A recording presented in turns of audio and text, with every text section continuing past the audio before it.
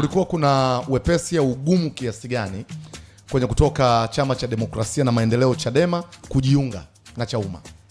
Kwa kweli unajua kwa historia ndio mie toka nimeanza siasa zangu nimeanza nikiwa Chadema. Kwa hiyo ilikuwa kufanya maamuzi yale niliyoyafanya hayakuwa maamuzi mepesi. Lakini vile vile fahamike, kazi ya mwanasiasa, na nilishawahi kusema tena, ama kazi ya chama cha siasa ni kutafuta dola. Sasa chama kinapoacha kazi ya kutafuta dola kikabaki kwenye engo ya wanaharakati, sisi ambao ni wanasiasa ndani ya vile vyama lazima tufanye maamuzi ya kutafuta jukwaa lingine la kufanya siasa. Kulikuwa hakuna kosa la ufundi kama Chadema kukataa kushiriki uchaguzi. Na hili niliwahi kulisema tena. Chama akishushagi fedha kuwapa watu. Lakini watu wenye nia mbalimbali, kwa mfano Oscar, unataka kugombea ubunge Kaliua. Kazi ya kwenda kukijenga chama Kaliua ni kazi ya kwako wewe, kwa sababu na nia zako za kuwa mbunge. Kwa utatafuta bendera, utatafuta watu wa kufanya nao kazi, wewe ndio utakifanya chama kionekane kipo Kaliua. Kwa safari ya miaka 5 kuna watu ambao wameinvest pesa kwa ajili ya kuwekeza kwenye kutafuta madaraka ya ubunge, udiwani, serikali za mitaa na vijiji, mambo yanayofanana na hayo. Hao ndio walifanya chama kionekane pale kipo hai. Sasa inapofika mahali viongozi wanaamua kwa utashi wao kwamba hatukipeleki chama kwenye uchaguzi, wale watu ambao wako wameshawekeza fedha zao, namba moja, lakini pili, wanatafuta nafasi za kutumikia watu. Kwa sababu Oscar, mwisho wa siku lazima tukubaliane. Kazi ya mwanasiasa, unavyotafuta kuwa mbunge, unaenda kuwa mwakilishi wa watu. Kwa hiyo unaenda kwenye proper channel ya kwenda kusemea matatizo yanayohusu jamii yako. Tofauti na hapo, kakaa huku nje au kwenye au kwa halmashauri au kwa bungeni, maoni yako yanaweza yakachukuliwa yakapuzwa tu. Lakini kuliko kwenda kwenye ile proper channel. Sasa kwenye swali lako la msingi, baada ya Chadema kuamua kutokwenda kwenye uchaguzi, mimi nilifanya maamuzi tena dakika za mwisho kabisa, kwamba nikaona sasa siko sehemu sahihi kama chama kinakataa kwenda kushiriki uchaguzi. Na uchaguzi una mambo mawili, kushinda na kushindwa. Sasa shida ni kwamba kuna baadhi ya watu wanafikiri wao wakienda kwenye kinyang'anyiro hicho ni lazima uwe mshindi. Lakini moja kati ya hoja ndio za Chama cha Demokrasia na Maendeleo Chadema ni kwamba mifumo yetu ya uchaguzi bado haitoi fair ground kwa watu kwenda kushindana na wananchi kuweza kupata hao wawakilishi wao. Hiyo ndio sababu yao kubwa yani. Wewe unasemaje kwenye hii hoja yao? Ni hoja ambayo siwezi kuipinga. Ni hoja valid. Lakini katika michakato ya kidemokrasia hauwezi kukimbia pambano. Sehemu ya kurekebisha hizo kanuni, kurekebisha hizo sheria ni bungeni. Ndugu yangu James, nitaka kukukumbusha tu moja kati ya hoja kubwa za Chadema kutoshiriki uchaguzi uliofanyika mwakani last year ni kwamba mifumo yetu ya uchaguzi, sheria za kwetu kwa tafsiri ya kwao, hazitoi nafasi sawa ya ushindani na anayeshinda kwenda kutangazwa. Hii ndio hoja yao ya msingi. Wewe una maoni gani kwenye hoja yao hii? Ya, asante kaka Oscar. Kama ambavyo nimetangulia kusema, nimesema kuna njia sahihi ambazo zinazalisha sheria ya nchi yetu, ambapo kuna bunge, sheria zinatungwa bungeni. Na hizi sheria ambazo wenzetu wamekuwa wakizilalamikia hazijaanza leo. Ama katiba ya nchi hii, katiba tunaotoka mwaka 77 hii ya nchi. Lakini tusisahau katika vipindi tofauti katika Chama cha Demokrasia na Maendeleo Chadema kimeshatoa wabunge kwa sheria hizi zinazolalamikiwa. Kwa hiyo nafasi ya kipekee kwa jinsi ambavyo chama kilikuwa kimeshakuwa kikubwa, kilikuwa sio kukimbia pambano, kilikuwa ni kwenda kukabiliana kwenye election ili waweze kupata wawakilishi wa kwenda bungeni, kwa sababu sheria zinatungwa wapi? Kama nilivyosema, zinatungwa bungeni.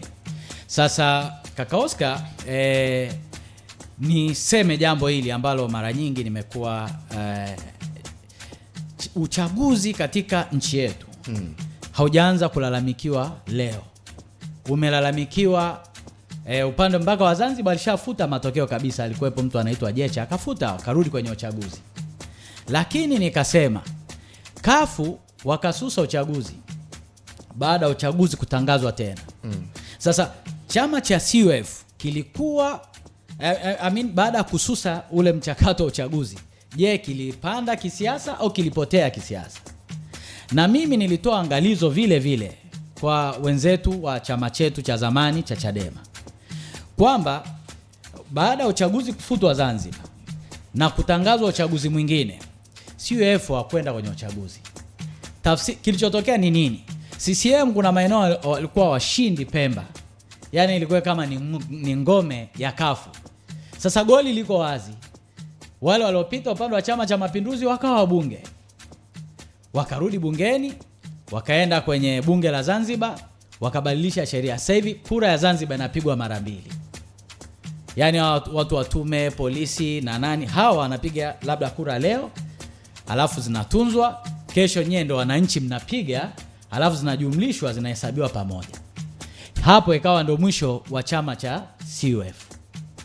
Sasa nikawaambia ndugu zetu wa Chadema, pamoja na mapungufu yote yaliyoko aidha kwenye sheria, lakini kuondoka kwenye kushiriki kwenye uchaguzi haikuwa solution, kwa sababu moja kati ya takwa la chama chochote cha siasa kwenye katiba yao, kama nilivyosema awali, ni kutafuta madaraka. Kwenye kutafuta madaraka hakuna mtu atakayekuachia kwa wepesi, ni mapambano, yani lazima mbato. Na kama una hiyo nguvu ya umma na wananchi wengi wanakuunga mkono, wahamasishe sasa ili waende wapige kura na walinde kura, kwa sababu umma wa watu ukiwa kwenye kituo kwamba tunajua tumemchagua Oscar kituoni hapa, tunajua ndio ameongoza kwa kura, wananchi wakabaki pale, alafu yule mtu anayetangaza anajua kabisa hapa alishinda ni Oscar, hawezi kumtangaza Haji Manara. Si unapata hiyo picha? Lakini umezungumza swala la Chadema kutokwenda kwenye uchaguzi. Huku mtaani yamekuwa kizungumzwa mengi kwamba sababu ya wewe kuondoka Chadema ni mwenyekiti wa zamani Freeman Mbowe kushindwa kwenye uchaguzi wa ndani. Hii ina ukweli kiasi gani? Hiyo ni uongo, yani ni uongo mtakatifu. Unajua uongo unakuwaga mtakatifu? Upo mtakatifu, yani unasema uongo mpaka unaaminika kwamba huu ni ukweli. Na nilishawahi kusema tena, nikamwambia huku kwenye mitandao ya kijamii kuna taarifa nyingi sana za uongo, lakini uongo ukisemwa na kurudiwa unageukaga kuonekana ni ukweli. Sasa ndugu yangu, unajua mimi pia ni mtu mzima, ni mtu mwenye zaidi ya miaka 18. Kama nilivyosema, mimi nina ndoto za kuwa mbunge, kuwa kiongozi, niende nikatetee watu. Kwa hiyo kushindwa kwa Freeman Mbowe kuwa mwenyekiti wa Chadema hakukunisukuma mimi kuondoka Chadema, lakini nilivyokuja kujiridhisha mpaka dakika za mwisho kwamba hawa ndugu zangu hakipeleki chama kwenye election, mimi ndio niliondoka. Kama Freeman angeshinda ule uchaguzi na kuendelea kuwa mwenyekiti wa Chadema, tungekuona ukielekea Chauma? Hapana, nisingeweza kuondoka, kwa sababu labda kama naye angekuja na mtazamo kwamba chama akiendi kushiriki uchaguzi, hapo pangekuwa sio mahali sahihi kwangu, ningeondoka. Sasa kama chama cha siasa nyinyi mshiriki uchaguzi, mnataka kushiriki nini? Mimi nikutoe kidogo kwenye swala hilo, nikurudishe. Nataka kuona stand ya Chauma kwenye hiki kinachoitwa maandamano ambayo hayajaidhinishwa na serikali. Nini msimamo wa Chauma? Sasa hapa naomba labda nitoe mawazo yangu. Kwanza, maandamano ni takwa ambalo limeainishwa kwenye katiba ya nchi. Na unapozungumzia zana ya maandamano, kinachofanyika si tu kwamba serikali inatoa kibali, lakini chama husika ambacho mnataka kufanya maandamano, mnachokifanya mnatoa taarifa polisi, na mnatoa taarifa kwa polisi wa wilaya kwamba, na mnaeleza dhamira yenu, siku fulani tunakusudia kufanya maandamano, na mnatoa taarifa polisi kwa sababu mnahitaji ulinzi wa polisi wawalinde kwenye hayo maandamano yenu. Sasa iko hivi kaka, maandamano ambayo haya yanayochagizwa haya ya tarehe 7, ukiangalia Watanzania wengi wanaizungumza hiyo tarehe 7, lakini sasa lazima turudi nyuma, tutumie kidogo akili na utashi ambao Mungu ametupa. Nani yuko nyuma ya haya maandamano? Kwa sababu kamati kuu ya Chadema kama mnavyojua ilikaa, sio? Haijatoa tamko lolote kwamba wana maandamano tarehe 7. Lakini kuna Watanzania waishio nje ya Tanzania wanaosukuma hiyo ajenda ya maandamano ya tarehe 7. Na hayo maandamano ukiangalia jinsi yalivyokaa, wanazungumza kwamba ni maandamano ya amani. Lakini maandamano ya amani yanakuwaga pia yamebeba ajenda kaka Haji. Lazima mseme mnaandamana kwa sababu zipi. Kwa mfano, wakati ule kulivyokuwa na mgogoro wa ubinafsishwaji wa bandari, Chama cha Demokrasia na Maendeleo Chadema kilifanya maandamano nchi nzima. Kilianzia Mwanza, kikaenda Arusha, kikaenda Mbeya, kilienda. Na polisi walikuja wakatoa ulinzi kwenye yale maandamano. Na of course zile ajenda zilisikilizwa kwa sababu serikali ilirudi ikaenda ikaweka ukomo wa mkataba wa bandari. Na ule mkataba ulikuwa unazungumza kama ni bandari zote, kumbe ilikuwa ni sehemu tu ya bandari ya Dar es Salaam. Kwa hiyo serikali wakaprovide nini? Ulinzi. Haya maandamano yanaitwa maandamano ya amani. Lakini tujirudishe nyuma, kilichotokea Oktoba 29 kama ningekisemea, na yenyewe tuliambiwa vile vile atakuwa ni maandamano ya nini? Maandamano ya amani. Lakini katika yale maandamano ambayo tuliambiwa ni ya amani, kuna watu walipoteza mali, kwa maana maduka kuvunjwa. Kuna wasanii walivunjiwa hapo Sinza, si wengine maduka ya chakula. Lakini kuna ndugu yetu Kilimanjaro, hata usiki na CCM au usiani na chochote, wamevunja supermarket yake Arusha, kituo cha mafuta, wameiba kila kitu. Mpaka leo tunavyozungumza ile supermarket haijafunguliwa, kile kituo cha mafuta hakiendelei. Maana yake kuna watu pia walipoteza nini? Walipoteza ajira. Sasa je, siasa za nchi yetu tunataka ziende katika kwa sababu lazima, unajua sasa hivi nafikiri kuna watu wanajaribu kufanya ulinganifu wa siasa za mataifa mengine na mfumo wa Tanzania. Hilo lazima Watanzania wajue kwanza, sisi hata na majirani zetu, sisi ni wajamaa, wale ni wabepari. Kwa mifumo tu ya maisha inatutenganisha. Na bro, mind you, Kenya usione watu wanaenda kwenye mikutano ya siasa wanalipwa, sio bure, waendi bure. Hapa Tanzania tu ndio watu wanaweza kaja kwenye mikutano ya siasa bure. Lakini sasa haya maandamano yanayozungumzwa sasa ya tarehe 7, tukiyapima na kuyaangalia katika vinasaba vyake, yani kuna kitu gani hapo watu wanataka kukiachieve? Maana yake pia aje usisahau yaliyotokea Oktoba 29 ni mambo mabaya. Ndio maana hata kwenye tume yalisemwa hakuna mtu anaweza kujivunia jambo la namna ile. Na sisi tusingependa vile vile katika nchi yetu yarudie mambo kama yale. Kwa ni lazima turudi kwenye meza ya kuzungumza mazungumzo, ili kwenye zile tofauti zetu ambazo tunatofautiana, ili tuijenge Tanzania iliyo bora ya kesho, ni lazima turudi mezani tuzungumze. Jamani, tunavovutana ni wapi? Ni hapa. Tufanye nini? Turekebishe 1, 2, 3. Na hapa naweza nikasema chanzo cha tatizo ya mambo yote haya yanayotokea, kwa wengine ambao labda hamjawahi kufuatilia siasa kwa kina. Unajua, baada ya uchaguzi mkuu wa nchi hii wa 2015, wakati Rais Magufuli alikuwa rais kwa mara ya kwanza Tanzania, ule uchaguzi haijawahi kutokea uchaguzi wenye ushindani mkubwa katika nchi yetu na hamasa kubwa kama uchaguzi wa mwaka 2015. Kwa sababu kuna giant mmoja aling'oka ndani ya Chama cha Mapinduzi, mtu ameshakuwa waziri mkuu, lakini akaungwa mkono pia na waziri mkuu mwingine mstaafu. Majiant wa CCM kina mzee Kingunge wote wale wengi wakamuunga mkono. Kwa hiyo pale ule uchaguzi ushindani wake ulikuwa sio wa kawaida. Sasa baada ya ule uchaguzi na matokeo yake kutangazwa, tusiyajadili into details. Rais Magufuli alivyoingia akapiga marufuku mikutano ya siasa, ambapo kabisa ni kinyume na katiba na sheria za nchi. Lakini hakuna mwanamume yoyote aliyefanya mkutano mahali popote. Na akaenda mbele zaidi akasema Freeman wakati huo alikuwa ni mwenyekiti wa Chadema Taifa, lakini vile vile alikuwa ni mbunge wa hai. Kwa hiyo akasema kama ni mbunge wa hai utafanya mikutano kwenye jimbo lako. Yaani pamoja na kofia yake ya mwenyekiti wa Chadema Taifa, alikuwa hawezi kuja kufanya mkutano Kawe, wala kwenda kufanya mkutano Mbeya, wala kwenda kufanya mkutano Kaliua. Si tunaelewana? Kwa tukarudi nyuma. Unaona uamuzi wa kuzuia mikutano unaona alikuwa ni sahihi au ukandamizaji wa demokrasia? Uamuzi haukuwa sahihi.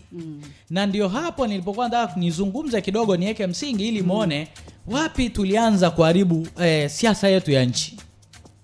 Kwa kilichotokea ni nini? Baada ya kuzuia siasa, watu walitafuta majukwaa mengine. Ndio kitu kinachoitwa Club House, kama mlianza kusikia forums zinaitwa Club House zikaanza, watu wanakutana huko wanajadili mambo. Kuna nyingine ikawa inaitwa Space, watu wanakutana huko. Viongozi hawa wa Chadema waliokuwa wamekimbia nchi huko walipo wakawa wanapata platforms za kuchangia kwenye hizo platforms za kwenye social media hizo za online. Yaani watu wakaondoka kufanya siasa za kwenye hizi siasa za kwenye ground, kujenga chama huku chini, kusajili wanachama, wakahamia wapi? Wakahamia mtandaoni. Sasa kwenye kuhamia mtandaoni kuna faida na madhara yake. Lakini James, turudi nyuma kidogo. Sawa. Viko vyama vya siasa baadhi hapa nchini vinapewa maneno ya kejeli. Kuna vyama vinaitwa project, na moja kati ya vyama hivyo Chauma pia wanatajwa huko kwenye mitandao kwamba hivi ni vyama project, na mnatafsiriwa wakati mwingine kwamba nyie kazi yenu kubwa ni kuunga mkono serikali pamoja na chama tawala na kudhoofisha upinzani. Unasemaje kwenye mtazamo huu? Kaka, kwanza hilo la kwamba vyama ni project ni watu walioishiwa sera. Yani anakutafutia jina baya ili jamii kuchukie. Bro, mimi nimefanya siasa na sisi wengine ambao tumefanya siasa za ujenzi wa Chadema wakati tukiwa kule, hakuna mahali popote mtu alitilia mashaka uwezo wetu. Lakini baada ya kuondoka, baada ya kuona wenzetu washiriki kwenye uchaguzi, tukatafuta platform nyingine, ndio kikaitwa chama cha project. Lakini hebu muangalie mtu kama Yeriko, anaweza kuwa project yule. Nani? Yeriko Nyerere. Ameshakuwa na makesi chungu nzima pale ya uchochezi, Kisutu miaka 6 anasota. Au mimi uje uniite mimi project, yani kabisa uje kwangu na nionga pesa kwa ajili ya kusaliti struggle, sio kweli. Actually kilichotakiwa kufanyika, sisi tumeshaondoka, tuachwe tufanye wajibu wetu wa kisiasa na wao waendelee na wajibu wao wa kisiasa. Lakini haitakusaidia kumchafua mtu mwingine kwa kumpa jina baya kwamba huyu ni project, anatumika na serikali, si anatumika na CCM. Jamani, sisi, yani kwa mfano babu yangu mie, Mzee Ikaeli Mbowe, ndiye aliyekuwa anamsaidia Mwalimu Nyerere pesa ya kwenda wakati anatafuta uhuru wa nchi. Kwa maana yake sisi kuanzia Freeman, maana yake angebaki CCM leo angekuwa kwenye higher position katika taifa letu. Hata mimi ningeamua kufanya hivyo.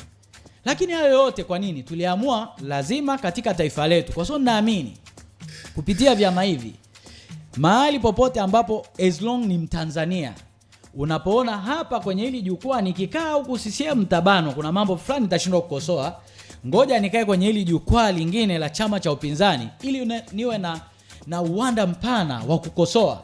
Kwa sababu pamoja na mambo mengine kaka, haya mambo tunayazungumza serikali inatakiwa ichukue iyafanyie kazi, na ikiyafanyia kazi ndio nchi yetu inapata maendeleo. Hiyo ndio logic tu. Nikuulize swali. Ni kweli siasa za Chadema baada ya kushindwa Freeman zimegeuka za kiwanaharakati? Wewe unaamini hilo? Sasa kwa mfano nikuulize, unajua wakati fulani hata Yesu alikuwa anaongea kwa mifano. Kakaaji, kuna mjumbe wa kamati kuu wa chama hicho ambaye yuko mtandaoni anahamasisha sana mambo ya tarehe 7. Mjumbe wa kamati kuu wa Chadema. Unakitengaje sasa Chadema na mambo ya tarehe 7? Unaitengaje hiyo taasisi? Kuna mtu alikuwa mwenezi wa baraza la vijana anahamasisha mambo ya tarehe 7. Unakitengaje chama? Kwa sababu hawa viongozi, unajua lazima tufike mahali ukishakuwa na nafasi kama kiongozi, unapozungumza manake hata kama hujatumwa na taasisi, unaiwakilisha nini? Unaiwakilisha taasisi. Kwa hiyo haya mambo ambayo yanaendelea, na mimi ndio maana nasema na kwenye ile Oscar alinikatisha tu. Nilikuwa natamani siasa za nchi yetu zirudi hapa ndani nyumbani. Yaani tufanye mikutano yetu. Umeona kama kipindi kile kina Dr. Silaa nakaa kule uwanja wa Temeke, wanatamka listi ya mafisadi na serikali ikachukua hatua, ndio kipindi kile mpaka Mheshimiwa Lowassa akaenda akajiuzuru wakati wanazungumza habari ya mafisadi papa. Mikutano ilisaidia kufungua elimu, kufungua vichwa vya watu, kuwasaidia watu kufahamu. Sasa nguulize leo mikutano ambayo imeendelea leo, wewe ukienda kwenye ile mikutano wewe unajifunza nini? Tunakaa tunasema kiongozi wa chama anakuambia msiogope, sogeni. Mnakumbuka hawatuwezi hawa. Mnakumbuka aliyotokea tarehe 29 Oktoba, as if kwamba ilikuwa ni mambo mazuri. Yale ni mambo ya kusifu yale. Kwa hiyo nilisema sisi wengine ambao tulimechagua kusema ukweli, tutausema ukweli. Yaani unajua bahati mbaya ukiwa na ngozi nyepesi kwenye siasa pagumu sana.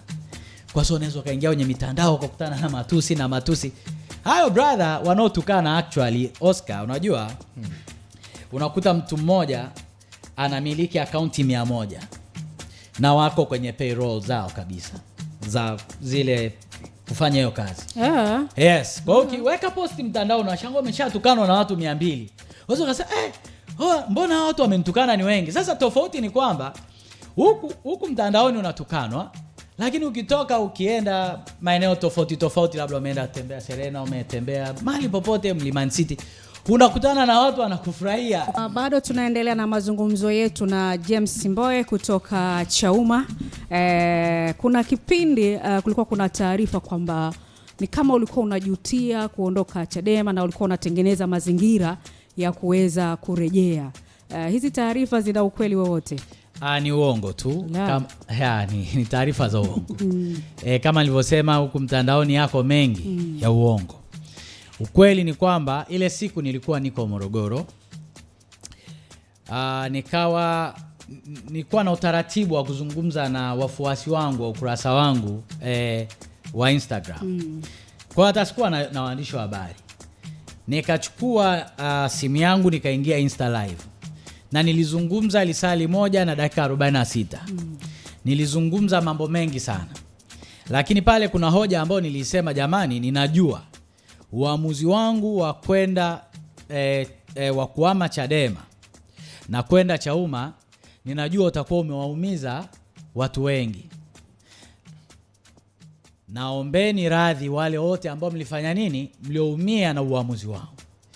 Lakini kuna siku nitakuja kuwaeleza sababu zilizonifanya mimi kuondoka Chadema na kwenda Chauma. Na nikaendeleza na mambo mengine mengi. Kwa sasa hawa wapendwa wa mtandaoni hawa wakakata specific kipande chao kile cha kwamba nimeomba radhi na wakasema ninajutia.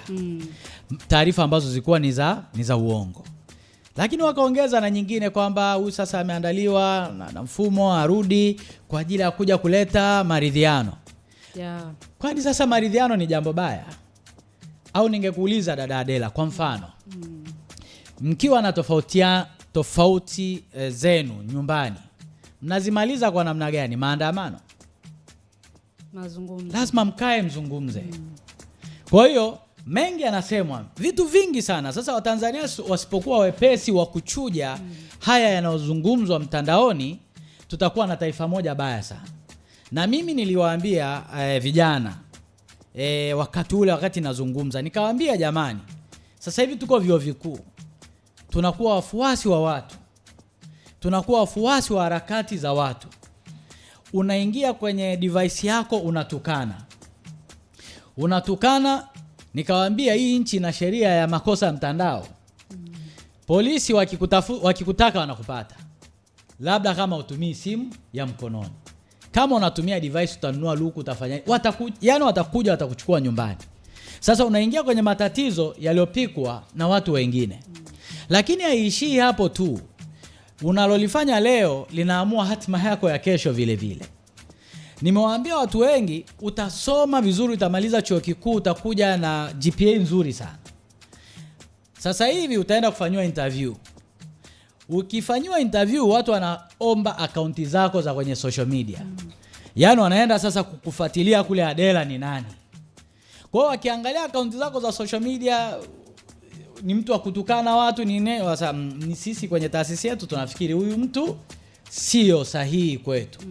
Kwa hiyo wakati mwingine lazima tutumie fursa na kutoa elimu kwa vijana wajue matumizi sahihi ya hizi vyombo, hizi device, ili zisiwapeleke wao kuingia kwenye matatizo, lakini pia zidetermine future yao ya kesho na kesho kutwa. Ukimweka hapa James wa Chauma na James wa Chadema, yupi unamwona bora? Kwa kweli hajawahi kuyumba. James hajawahi kuyumba. James aliyekuwa Chadema na misimamo yake na misimamo ndio huyu ambaye yuko Chauma. Na ninaamini kwamba tutakuwa na platform ya kufanya sasa siasa, ya kuzirudisha siasa zirudi kwenye ground. Turudishe siasa za nchi yetu, tupambane majukwaani, tukae kwenye midahalo, kwa sababu ninaamini kwa sababu sisi ni Watanzania. Regardless ya chama chako, regardless ya dini yako, either una dini au una dini, lakini maadamu ulizaliwa Tanzania, Mungu anajua kuna mchango fulani amekupa, ama kuna kitu fulani amekiweka ndani yako kwa ajili ya taifa letu. Kwa hiyo James yule ambaye alikuwa yuko Chadema na James yule ambaye yuko Chauma ni yule, yani mtu ni yule. Imani ya wananchi kwako bado inabakia pale pale, au kuna namna umewayumbisha? Imani ya wananchi iko vizuri tu. Mimi simniulize, silikuwa kwenye uchaguzi hai. Unajua, niliwaambia watu kitu ambacho kinafanya, kama nilivyosema hapa awali, mtu anayefanya visibility ya chama mahali fulani ni yule candidate mliyempeleka. James ambaye alikuwa Chadema akawa anafanya siasa, nazungumza na watu wangu wa pale hai. Nilivyorudi juzi, wakati chama changu cha zamani akishiriki uchaguzi, nikarudi na chama kingine, waliniunga mkono kwa sababu ajenda nilioibeba haijabadilika. Nilibadilisha tu aina ya usafiri. Kwa mfano, nilikuwa na safari yangu ya kwenda Dodoma, nimepanda basi kuelekea Dodoma. Basi limefika Dumila, limeharibika. Tukaambiwa bwana, ili basi tunaweza tukaagiza engine China na itafika hapa baada ya miaka 5. Kwa hiyo tutaweza kuifix engine tuendelee na safari ya kwenda Dodoma. Sasa ni wewe uamue ukae kwenye lile basi liloharibika miaka 5 mnasubiri, ama ushuke uchukue begi lako upande basi lingine umalizie safari. Uende wapi? Uende Dodoma. Kwa hiyo mara nyingi unaambiwa akili za kuambiwa uchanganya na nini? Changanya na za kwako. Maswala, matatizo, changamoto za watu katika taifa hili ni nyingi. Ukienda kwenye eneo la barabara, changamoto ni kubwa. Barabara za highway, mimi juzi nimepita kwenye barabara, nimeona jinsi ambavyo barabara zimeharibika. Sasa tunahitaji kuwa na viongozi ambao wana uwezo wa kusema, na wale viongozi ambao wako madarakani sasa, kwa sababu ndio wenye dhamana ya kukusanya kodi za Watanzania, waende wakarekebishe yale matatizo. Umesema bado unaungwa mkono sana na wanahai pale. Ndio. Ambako uchaguzi uliopita ulienda na Chauma. Sahihi. Nini kilifanya usishinde uchaguzi?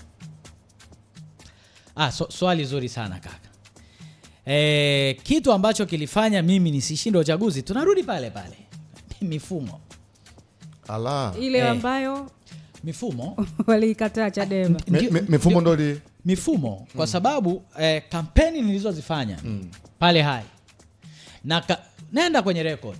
Tafuta watu waliofanya kampeni za uhakika za kisawasawa. Angalia kampeni ambazo nilifanya Hai. Angalia uungwaji mkono ambao wananchi wa Hai waliniunga mkono.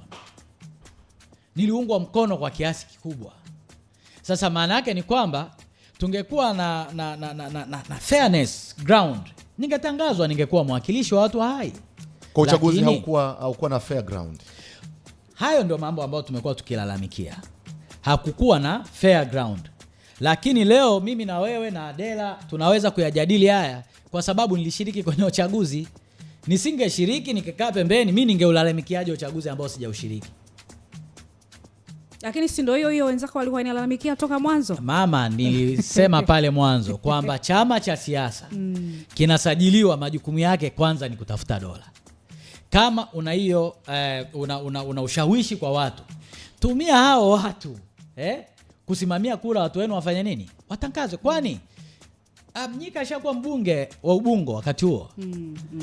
Mnajua mvutano uliokuwa pale patashika hapo chuo kikuu mpaka watu wakawa wanapigia mswaki pale. Ikabidi tu atangazwe.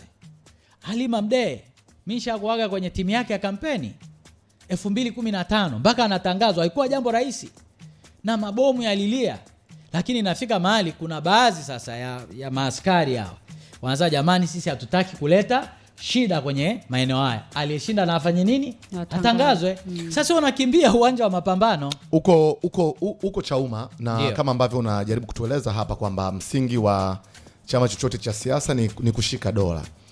Unaiona kwa kiasi gani dhamira ya Chauma kwenye kushika dola ya Tanzania? Jambo la kwanza sina mashaka. Na Chauma wanaweza wakashika dola. Wanaweza wakashika dola. Chauma na kama vilivyo vyama vingine. Ninaweza ngakuambia hapo Chauma leo kuna cream ya viongozi wengi sana ambao waliondoka kwenye kile chama ambacho tulikuwa zamani. Watu ambao wana uvumilivu wa kukaa field na wakafanya kazi za ujenzi wa chama. Unajua hivi vyama vya siasa vimegawanyika. Kila mtu ana talent yake. Kuna watu ukiwaleta hapa Oscar ni wajuzi wa kusema, wa kutumia hizi mic. Mtoe hapa, mpeleke Kawe, mpeleke kata ya eneo Kawe tu hapo. Kuna sehemu inaitwa Ukwamani. Mwambie bwana, sasa hapa mheshimiwa kiongozi, tumekupa huu mtaa Ukwamani huu. Tusaidie kusajili wanachama. Alafu mkishamaliza tufanyie uongozi wa tawi. Hiyo taski hawawezi. Sasa watu wengi ambao wameondoka huko ndio watu ambao walifanya kazi ya ujenzi wa kuisuka Chadema. Na leo Chadema ilienda kwenye utaratibu wa Chadema Digital kama unajua. Kutoka kwenye mfumo wa analojia kwenda kidigitali, jambo likawa zuri na CCM baadaye na wenyewe wakaja wakaiga. Sasa zile kadi kwenye usajili kwa sio za karatasi, ni za kidigitali. Ukimsajili mwanachama, namba ya kadi inaonekana kwenye nini? Inaonekana, yani ukiingia mtu wa mwisho aliyesajiliwa unamwona. Sasa mkikaa mnaambiwa kwamba sisi tuna wanachama mamilioni. Lakini kuna mwanachama mmoja ambaye alienda Chama cha Mapinduzi na baadaye amerudi, alisajiliwa na ile kadi yake ilikuwa inaonyesha yeye ni mwanachama wa 400,000 na kitu. Yaani hata 500,000 hamna. Namba idanganyi. Maana yake ingekuwa tayari kweli kichama kina wanachama si milioni 6, milioni ngapi, huyu aliyeingia basi kadi yake ingezoa milioni 6 na kitu. Na kuna tofauti ya kuwa na mwanachama na kuwa na mashabiki. Kwa unatarajia siku moja Chauma inakuja kuongoza nchi yetu? Nina imani kubwa sana. Yaani watu ambao tuko pale. Na kumbuka siasa kaka. Kesho kuna watu watatoka CCM watakuja huko mtu. Kuna watu watatoka huko Chadema watakuja. Kuna watu watatoka vyama vingine watakuja. Yaani hiyo sio issue. Ila ni msingi mkubwa wa Chauma sasa hivi tunachokifanya ili chama kiweze kukidhi matakwa na matarajio ya Watanzania wengi, tunaanza na swala la kurekebisha katiba ya chama chetu. Kuna taarifa imetoka mchana wa leo na imetolewa na mwenyekiti wa Chauma taifa ya kumuondoa kwenye nafasi yake katibu mkuu wa chama ambaye ni mgombea urais pia, Salum Mwalimu. Unadhani hizi ni hatua za kwenda mbele au za kurudi nyuma kwenye ujenzi wa chama kama Chauma? Sasa kitaasisi hizi ni hatua za kwenda mbele, kwa sababu itafahamika tu kwamba kulikuwa na vikao vilivyotangulia ambavyo vimefikia maamuzi hayo ambayo leo yamesomwa na mwenyekiti wa chama taifa. Lakini katika vikao hivyo vile vile aliyekuwa mgombea wetu wa urais na aliyekuwa katibu mkuu Mheshimiwa Salum Mwalimu, hatuwezi kubeza mchango wake pia kwenye chama. Amefanya kazi kwa wakati wake. Kukawa na tuhuma ambazo zilielekezwa kwake.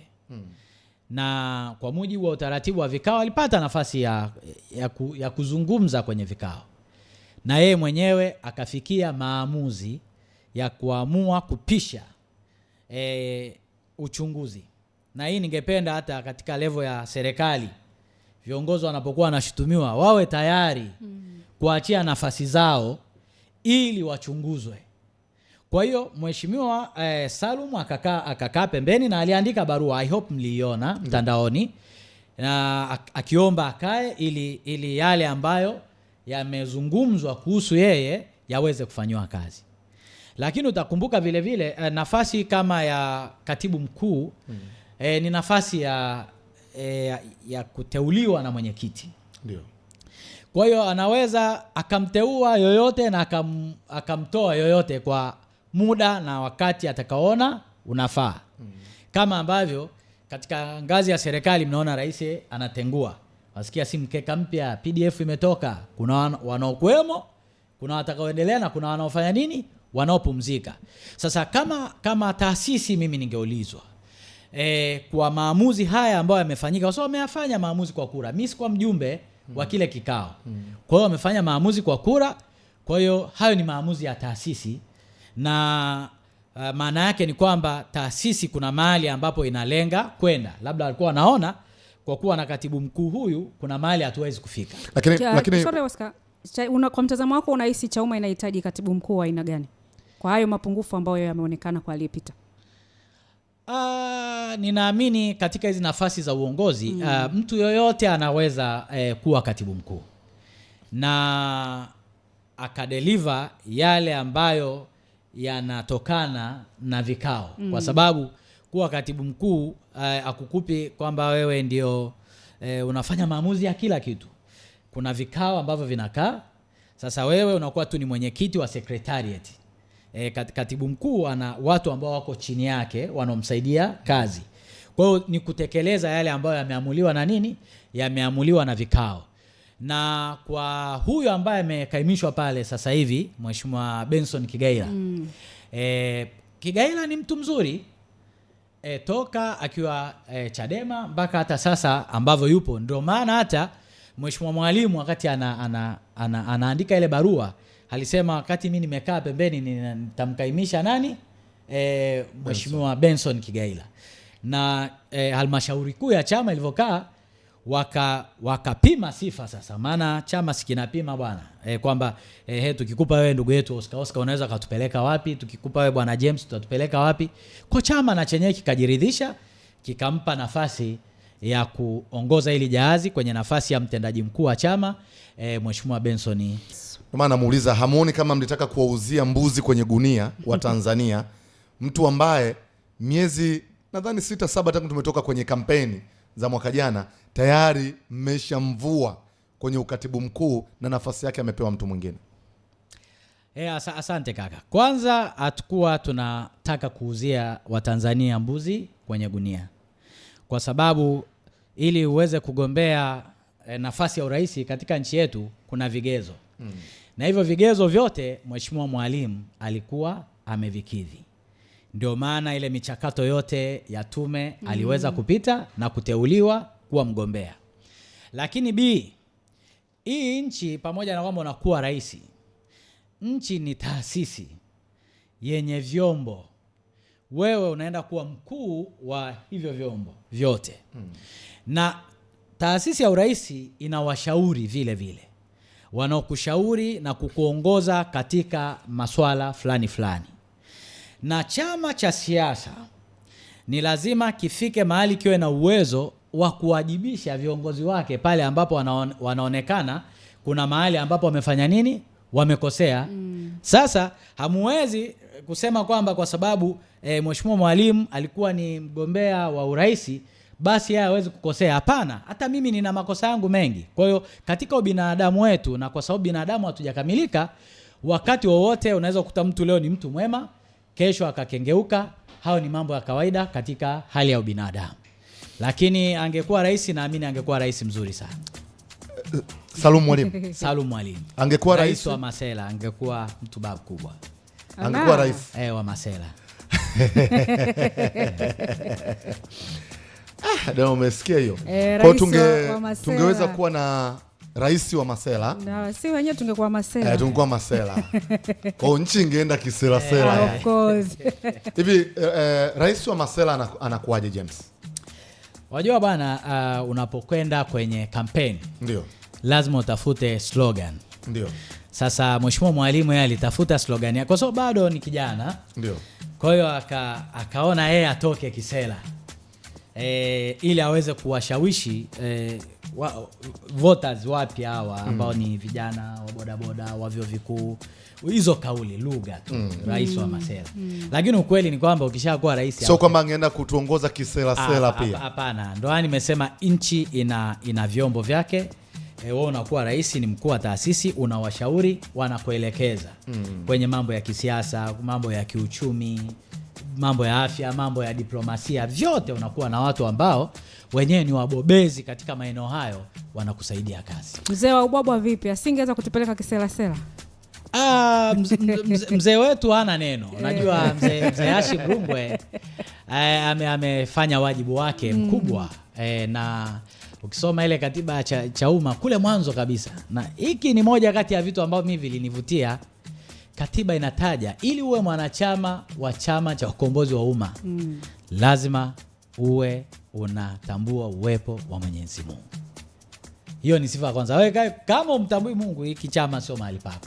Yaani kuna chama ambacho hakisemi kumtambua Mwenyezi Mungu? Vipo tu. Kwa sababu unajua kwa nini Mungu anatajwa. Ukishakuwa na hofu ya Mungu, kuna mambo ambayo huwezi kuyafanya. Kwa mfano unavyosikia mambo ya ubadhirifu. Yaani mtu anakaa pale bungeni, ametoka kuapa, ameshika na Biblia, akanyanyua Biblia, nitasema ukweli tupu na nini. Dakika hiyo akiwasha mic anamwagika uongo wa kufa mtu. Sasa katika nchi ili tuweze kuwa na maendeleo, tunaambiwa maadili mengi watu wanafundishwa kwenye nyumba za ibada. Maadili ili mtu awe mtu mwema. Na ndio wale Oscar alikuwa anazungumza kwenye mambo ya veti kwamba kama una dini yako ya dini hiyo itakusaidia kuwa Islamic knowledge, kuwa raia mwema.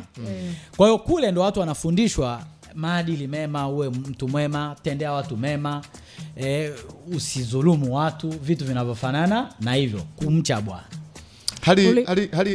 Hali ya kisiasa unaionaje nchini kwa sasa?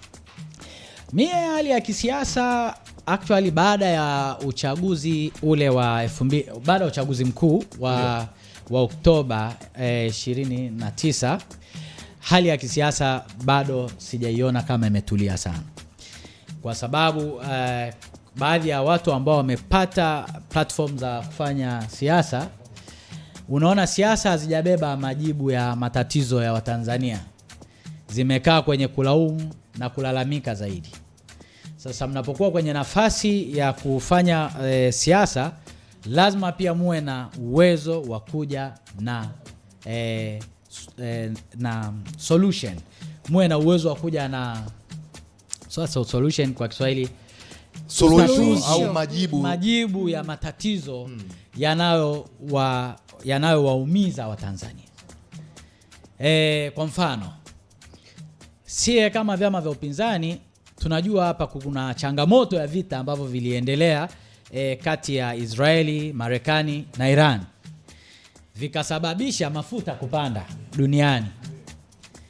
Na sasa pale kwenye ule mlango meli zimeshaanza kufanya nini? Zimeanza kupita. Lakini serikali imepunguza mafuta kidogo. Lakini ukiangalia kiwango cha mafuta yalivyopanda na kiwango cha mafuta yalivyoshuka havina uwiano. Yeah. Kwa sisi sasa kama viongozi wa vyama vya upinzani, hata wa serikalini, yoyote tu mwenye mapenzi mema na wananchi wa nchi hii, ilitakiwa azungumze sasa, alete hoja. Kwa nini jamani? Na serikali ije na majibu. Kwa nini nyie wakati kwa kupandisha bei mlipandisha mpaka shilingi 1000 zaidi ya 1000 zaidi ya 1000 kwenye kushuka imeshuka karibu 100 pale. Haijafika 100. Umeona? Haijafika 100. Haijafika. Ili serikali ije na yenyewe ifanye nini? Ilete majibu. Sasa unakuta siasa ni za kurushiana mishale tu. Hawa wamekaa miaka sijui ngapi hawajafanikiwa kwenye hili, hawajafanikiwa kwenye hili. Sasa nyie semeni sasa kwamba nyie wananchi wakiwapa ridhaa, nyie mnawezaje kubadilisha hizi resource ambazo Mungu amewapa kama Watanzania, kama nchi, ziweze kwenda kuleta mabadiliko katika maisha ya watu. Na kwa mfano, ukiagiza gari mpya leo, na bunge lililopita wameongeza ushuru tena wa magari, lakini unakuta Oscar unanunua gari yenye thamani ya milioni let's say 100 au 200, kiwango cha ushuru ambacho unalipishwa na watu ambao kwenye hilo gari hawajachangia hata side mirror, yani hawana teknolojia yoyote kwenye hilo gari, lakini kiwango cha kodi ambao unakuja kutozwa pale inakaribiana tena na gharama ya kulinunua hilo gari, na wakati mwingine kuna saa kodi inakuwa inazidi tena gharama hata ya manunuzi ya kile kitu. Sasa tunataka tuwe na debate katika taifa letu. Haya mambo yanaumiza wananchi, na katika hizi siasa ambazo tumesema lazima turudi, tukae, tufanye midahalo, tufanye nini, hili na wenzetu walioko serikalini ambao wamepata nafasi ya kuongoza serikali wachukue haya mawazo, waende wakayafanyie kazi, kwa sababu changamoto inakuja wale walioko serikalini unaweza mkafikiri kwamba nyie ndio wataalamu na nyie ndio mnajua vitu vyote, hawa watu wengine tukishawaamulia tunawapelekea. Hapana, hata huku mnaweza mkapata mawazo bora zaidi.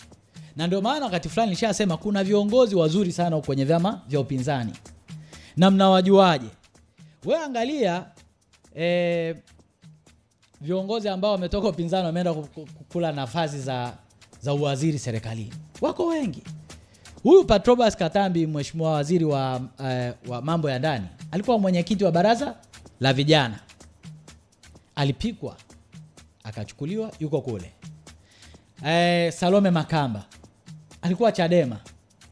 Kina Esther Bulaya hawa. Kuna yule katibu mwenyekiti wa bunge Cecilia Pareso. Wako wengi, na kina Silinde na wengi, yani tungewatamka achana na hao ambao wamekwenda kwenye kuwa wakuu wa mikoa, wakuu wa wilaya, na wenyewe sasa wana mchango wao kwenye taifa. Kwa hiyo kumbe katika taifa letu, pamoja na kwamba tunakuwa na siasa za kuvutana wakati wa kutafuta madaraka, inatakiwa mfike mahali sasa mkishakamata madaraka, nyie mlioshinda na ambao amkushinda, muangalie mtu kama ana uwezo kwenye eneo fulani anaweza akaisaidia nchi, achukuliwe asaidie nchi. Kwa sababu ukisaidia nchi unasaidia wananchi. Kutatua kero za watu kusipimwe zaidi na mambo ya itikadi. Na ndio maana hata ukiangalia bunge linaloendelea, mtu kama anaongea vitu vina make sense pale, unasikia taarifa. Sasa taarifa za nini sasa? Mwache mtu aflow kwenye mchango wake anachotaka kukisema. Ili mradi avunji kanuni za bunge, bunge si lina kanuni zake. Mwache mtu aseme, lakini taarifa zinaibuka pale. Ama kusifia kuliko pitiliza, ndiko ambako kuna haribu viongozi pia. Ulisema ulishindwa ubunge kwa sababu ya hakukuwa na fair, ambacho ndicho ambacho Chadema alikuwa analalamikia. Baada ya wewe kupitia sasa hicho ulichopitia, ulichukua hatua gani? Baada ya mimi kupitia hicho nilichokipitia, kuna hatua ambazo nilikuwa nimekusudia kuzichukua. na hatua ambazo nilikuwa nimezikusudia kuzichukua ilikuwa ni kwenda mahakamani, kwa sababu matokeo ya ubunge unaweza kwenda mahakamani kuyapinga. Lakini kuna wakati fulani ambapo busara inaweza ikakuongoza vile vile. Tunajua mitikisiko ambayo ilitokea wakati wa uchaguzi. Yeah. Kuna watu walipoteza maisha. Kwangu nikaona ubunge hauwezi kuwa na maana zaidi kuliko kuomboleza hao watu, ndugu zetu ambao walipoteza maisha katika yale machafuko yaliyotokea. Kwa hiyo hata ule mpango ambao nilikuwa nafikiri kwamba ni wa kutoka kwenda mahakamani, nika withdraw ule mpango. Lakini si kwamba nimequit politics, I'm still doing politics, naendelea kufanya siasa active, na uchaguzi ukirudi tena niko kwenye kinyang'anyiro. Fair ground itakuwa ile ile. Bado utaendelea kukubaliana naye. Mimi uchaguzi nitashiriki mpaka siku nakuwa mbunge. Kuna kupitia serikali ya Chama cha Mapinduzi imewaahidi Watanzania kwamba katika kipindi cha miaka 5 taifa letu litaenda kutengeneza katiba mpya. Kama kijana, kama Mtanzania, kama mwanasiasa, maeneo gani personally unadhani yanapaswa kuboreshwa au kubadilishwa kwenye katiba hii tulionayo ya sasa? Unajua, kwanza ukweli ni kwamba watu wengi wanapiga kelele tunataka katiba mpya, hata hii ya zamani hawajaisoma. Hawajui ina mapungufu gani, ina changamoto gani. Lakini ukweli ni kwamba katiba ni takwa la lazima kwenye kuchangia maendeleo na ustawi wa watu na taifa. Hata ukienda kuanzisha chama nini inaitwa vikoba, mnaweka katiba, mnaweka sheria ili kila mwanachama aweze kutimiza matakwa ya hiyo katiba. Sasa katika taifa letu na hata ile katiba pendekezo, kwa mfano mimi nilisoma katiba pendekezo, ilikuwa na mambo mengi mazuri tu. Ilikuwa mpaka na mgombea binafsi. Unafikiri kwa mfano huu uchaguzi wa juzi huu tungekuwa na wagombea binafsi kwa mfano, pengine mimi labda hata nisingeenda kwenye chama, unanielewa Lakini kwa sababu sasa mazingira ya sasa yanakubana kwamba lazima utokane na chama cha siasa. Lazima utokane na chama cha siasa, lazima sasa unatafuta chama. Lakini kulikuwa na mambo mengi mazuri. Na madaraka ya rais yalipunguzwa kwenye ile katiba. Lakini ule mchakato kwa nini ulikufa?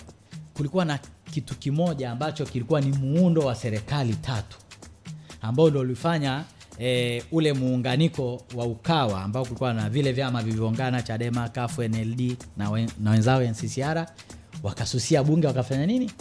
Wakaondoka bungeni, ule mchakato ukafia ulipofanya nini? Ukafia ulikofia. Ili tuwe na Tanzania bora miaka 50 au miaka 100 mbele, inategemea zaidi namna tutakavyojiwekea misingi ya uendeshaji wa taifa letu. Na hiyo namna bora ya kujiwekea misingi ya uendeshaji wa taifa letu ni kupitia katiba. Ukishabadilisha katiba nchi, sheria zote zinabadilika automatic. Si sheria vyama vya siasa, si sheria za si muundo wa tume huru ya uchaguzi uweje. Kwa sababu hayo mambo ili uyashiriki lazima uwe ndani ya mchakato ili nao utoe maoni. Kwa sababu CCM atakuundia tu tume hapa, wataita huru. Kama wewe haupo kwenye meza, wanafanyaje? Nchi inaendelea na mambo yanaendelea.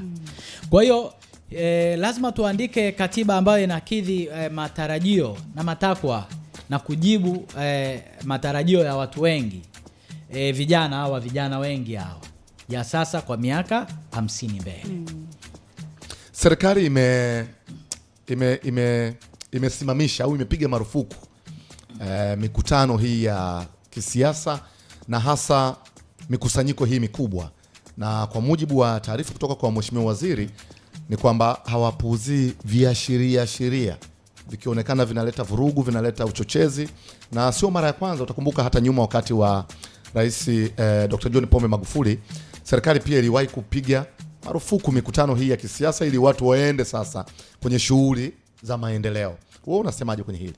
Kwanza siasa ni maendeleo. Yaani hapo yani ili maamuzi mengi yanayofanyika katika nchi hii yanafanywa na wanasiasa. Kwa hiyo siasa ni maisha yetu. Ukicheza na siasa unaharibu nchi. mnaharibu taifa. Hiyo naomba hiyo ifahamike hivyo.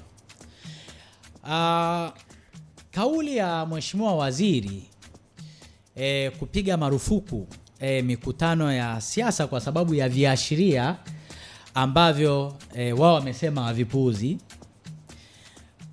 kwangu mimi sio jambo jema. Kwa sababu kama serikali kama mmeshapata viashiria, dilini nao wenye viashiria. Acheni kama hivyo viashiria viko kwenye hiyo mikutano, hayo makundi ya watu yanayoitwa, na ndio hamasa na mikakati inatengenezwa. Uone kama hizi ni hatua njema kwa serikali yetu kwenye kulinda taifa. Hapana, sio hatua njema. Yaani hatua yoyote ya kuzuia watu kukutana sio hatua njema. Kwangu mimi hata kama ni wahalifu. Hapana, sasa ndio maana kuna jeshi la polisi, kazi yake ni kudili na wahalifu.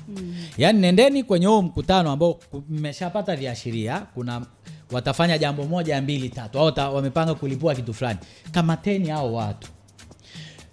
Kuzuia jumla unazua taharuki kwamba nchi haiko salama. Na unawapa pia vile vile unajua hao watu ambao wana drive mambo kama haya. Kwa sababu ukiuliza agenda huwezi kuelewa. Mimi ukiniambia sawa tarehe 7 tunatoka, kuna agenda gani? Nini kinatufanya twende tukaandamane? Amna. Sasa kuzuia ni kwamba unawapa umuhimu kwamba wameweza kuishughulisha serikali. Sasa kazi ya serikali unadili na hao wenye matatizo. Nchi hii kaka ina vyama 19 vya siasa. Hao ambao wameonekana wana viashiria vya kuchochea hayo mambo labda na mikusanyiko, serikali ingetafuta namna bora. Jeshi ina vyombo. Vyombo unajua, tukizungumza vyombo kwa maana vyote vinajua nani ameingia nchini, silaha gani imeingia, kitu gani kimeingizwa. Kuna watu wetu kwenye mipaka ambao wanakagua hivyo vitu vyote. Ni bahati mbaya kwamba ile kauli imetoka ya jumla sana.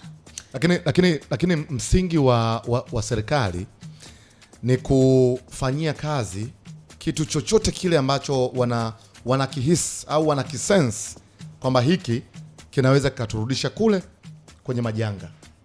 Ndio maana wamefikia hatua ya kuweza kusimamisha hii mikutano, na sababu ilikuwa very clear. Ndio maana nasema huoni kama hili ni jambo jema kwamba tusifike kule ambako tulikuwa tumetoka, kwa kuona kuna viashiria na kudhibiti viashiria hapa mapema kabisa. Nitalijibu hivi. Kwanza, kule tulikotoka sio kuzuri, wala tusingependa turudi kule. Tunao wajibu wa kuilinda hii nchi yetu, kwa sababu hapa ndio nyumbani kwetu.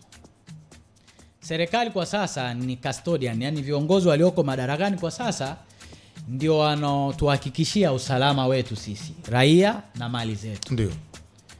Kwa hiyo maamuzi ambao wanachukua lazima pia wapate na maoni ya wadau.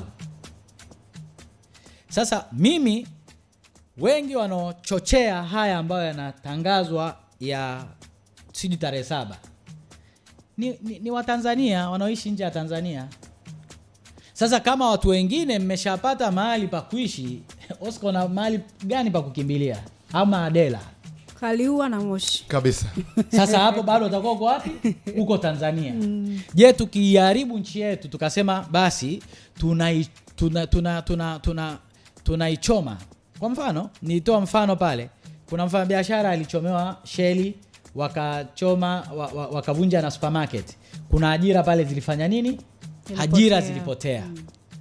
Je, zilitusaidia nini sisi kama taifa kupiga hatua ya hivyo hayo ambayo yamekuwa ni madai yao? Si unanielewa kaka?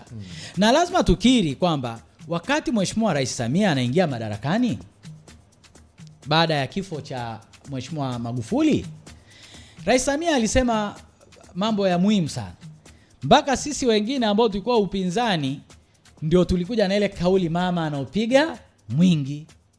Kwa sababu alisema huu sio wakati wa kutazama mbele kwa mashaka.